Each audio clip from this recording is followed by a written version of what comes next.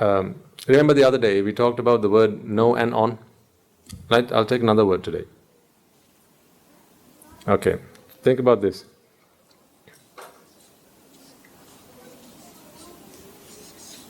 What do you say? Star. Think about why you see star, not why you see stars. If someone knocked you on your head, you'll see stars. That's not why. Think about why you look at this and you perceive star. Let's talk through what some of those causes are. S is one of the causes. In fact, if this was... Now do you see star? No. Now you see tar. Yeah? If this was N, you don't see star, right? So you don't perceive star. So therefore, S is a cause. Is that the only cause? No. What other causes do you see? T. So I'm gonna mark the causes. All right. Let's see how many causes we can identify. You might think that we're actually specializing in star. That's the idea that you'll probably get right now. So we are learning star. That's okay, but then I'll explain to you the reason behind doing this. So first of all, let's identify the causes. Here's one. Next. Another one. Here.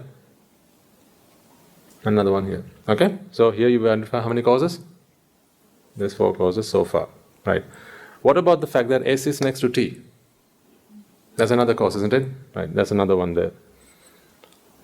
How about the fact that T is next to A? That's another one. A next to R? That's another one. What else do you see as causes? How about the fact that ST are next to AR? What if AR was ahead of S and T? That wouldn't work either, would it? So that's another cause. What else? So we have 1, 2, 3, 4, another 4 there. What if this was this way? The T was upside down. I mean, it's just a letter. If you turn it upside down, you don't perceive it as a letter. Because really, I haven't written anything on here. You think I've written a word here. In fact, you think this is English. I just drew some scribbles on the board. Let me draw some scribbles on the board. You tell me what you think it is, okay? In fact, I'm not even going to look at the board. You tell me what you think it is.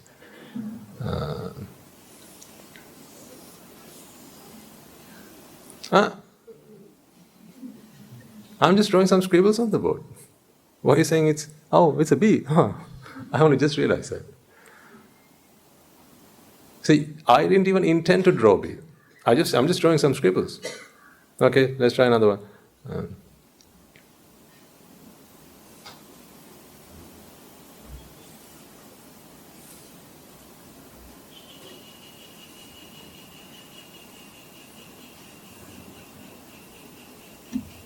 What is that?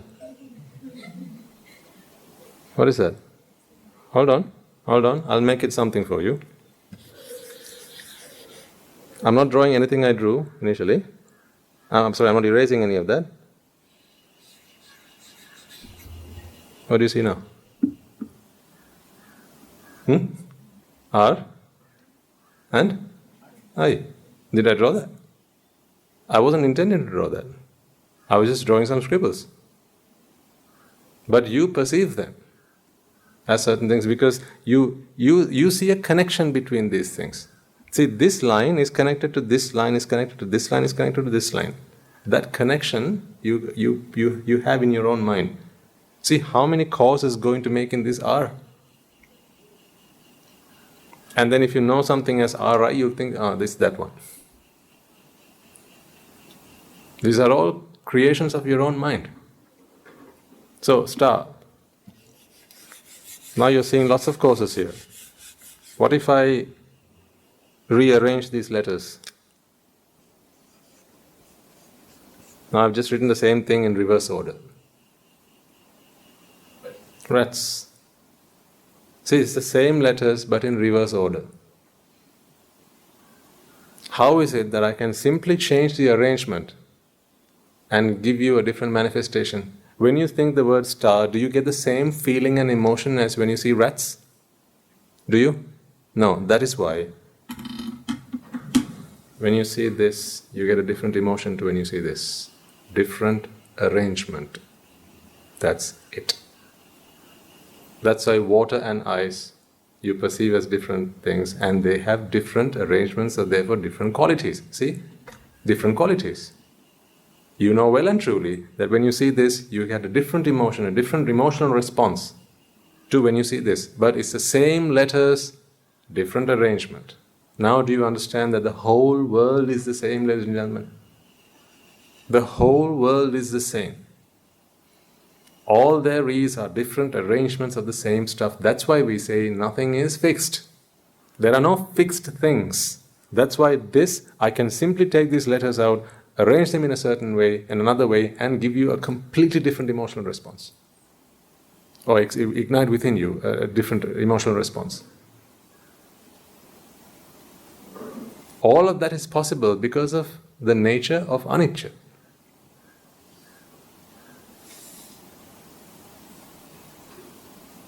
So, what then is dukkha? How do we understand dukkha through this? Let's try and... Yes. See, this is a very subtle point, but I think you can all, because we've all come this far, you can understand what I'm going to try and explain to you. When you see this word star, okay, you perceive that this word is actually star. That there's a star here, not an actual star, but you think that the word here is star. You don't perceive this as simply an arrangement of letters in a certain order. You actually perceive star, because that's why it ignites within you an emotional response to this, right? That is dukkha. Not this is dukkha. It's not the star that is dukkha. In your mind, you're perceiving there to be a fixed thing here is dukkha. So dukkha is a condition of the mind. Dukkha is a condition of the mind. A state of the mind. It's a state. Right? So the mind can be either with dukkha or without dukkha. When the mind is with dukkha, you look at a physical object out there and you think that is there. It's not an arrangement, but rather it's a fixed thing. It's an entity. This entity-based thinking, this unitary thinking, is characteristic of dukkha. So why then does the Buddha say yadaniccantam dukkha? And here's why. Because if what there is anicca, if anicca is the nature of all things, then the reason that you see an outside world object and you think that it exists as an entity is because in your mind dukkha is what is taking place right now. So he's actually diagnosing the problem when he says yadaniccantam dukkham. You can almost think of the Buddha doing this. Puts a stethoscope. Yadaniccantam dukkham. Do you get that? He's got the stethoscope on. He's examining you, placing the steth on your chest, listening to the murmurs of the chest. Right? Breathe in. Breathe out. Yadaniccantam dukkham. In other words, if anicca is the nature of all things, as you can see, this is purely an arrangement.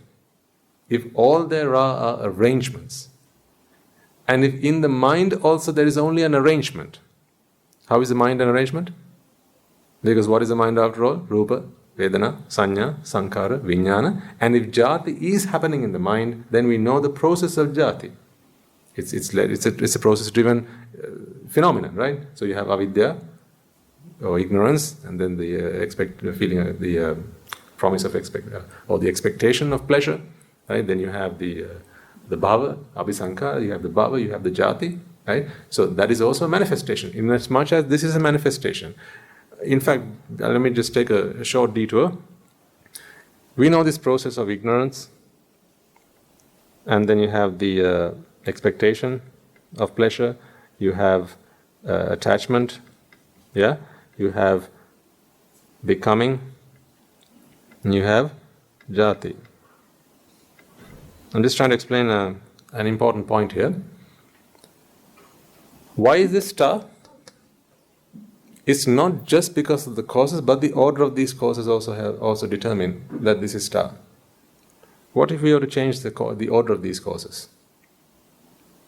So instead of ignorance and expectation here, we take out attachment from here and we put it here.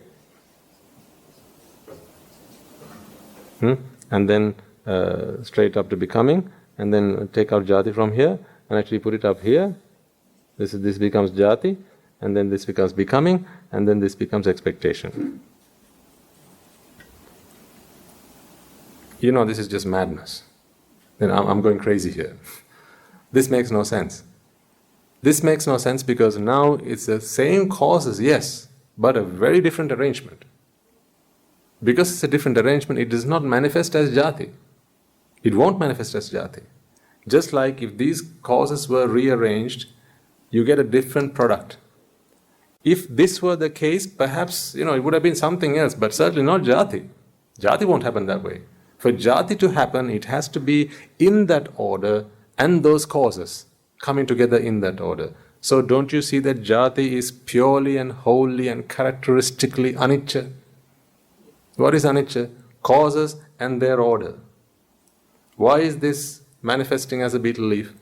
Causes in that order. Why is this as manifesting as a cloth?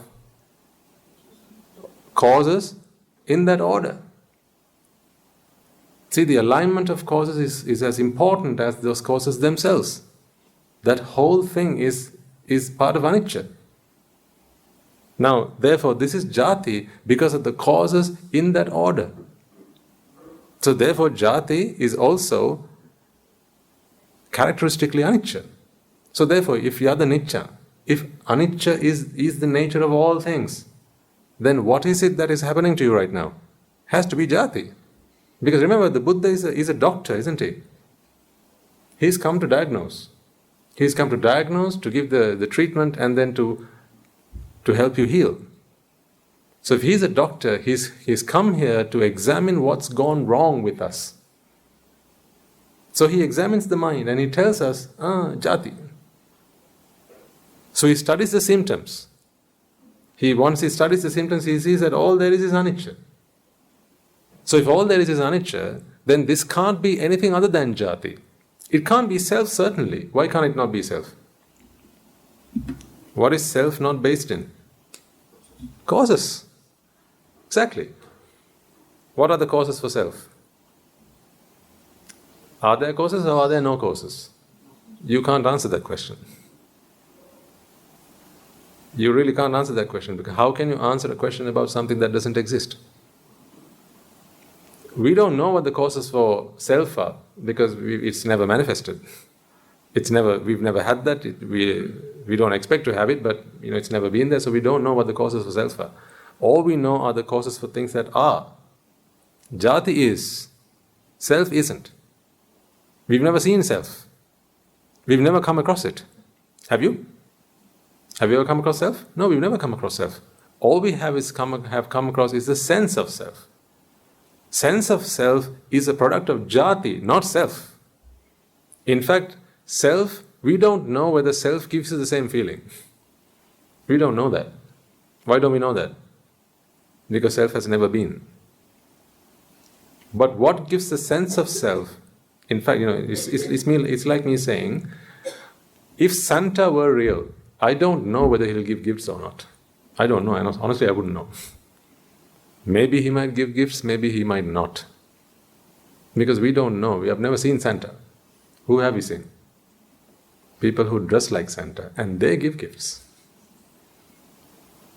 Do you understand what I'm saying? I'm giving you an analogy here. Yeah? So people who dress like Santa, they give gifts. So if you ask me, does Santa also give gifts? What do I have to say? I don't know. Show me Santa, I'll tell you. So then bring me Santa. Where is Santa? Where do you go find him? You can't. So does Santa give gifts? Yes or no? Huh? Answer, yes or no? Asking the wrong question. You can't answer yes because we've never received gifts from Santa. You can't answer no, because we don't know what the heck Santa does. We've never met him. But do people who dress like Santa, do they give gifts? Yes. That's why we don't talk about a self here. Because we don't, actually, in fact, even the Buddha didn't know what self was. See, in all his wisdom, he didn't know what the self was. But there were other teachers in the day. They knew self, but the Buddha didn't. There are things even Buddhas don't know. In their omniscience, they still don't know some things, such as self. What is self? Buddha will say, asking the wrong question. Because ask me something I know and I can tell you about it. Ask me something I don't know, how can I answer? But ask him about the sense of self, this perception of self, and the Buddha says, that I can answer. This perception of self is based in jati. Jati is a condition of the mind, it's a disease of the mind, and when that disease takes over, now you sense a self. Is that self? Can't answer that because we don't know what self is. See, in that way, yadanichantam dukkha. If all there is anicca, anicca is not a thing, you understand that now, right? Last week I was struggling to understand, explain what anicca was. I said anicca is this. Well, anicca is this is anicca. Sometimes I wonder, why don't you understand what anicca is? If all there is, that's like you ask me, what is nature? What do you mean, what is nature? All there is nature. How do you explain what anicca is? Anicca is anicca, and the reason you're asking me this question is also because of anicca. Because the causes haven't lined up for you to understand what anicca is. That's why. Anicca is anicca, that is all there is. It means cause and effect. It means there are effects because of causes. It means the effects cannot be removed from the causes. It means only as long as the causes will prevail, will the effect prevails. All of that is anicca. All you see is anicca. All you hear is anicca. All you smell, taste, touch, and all you sense is anicca. Everything is anicca. The whole world is anicca. That's all there is.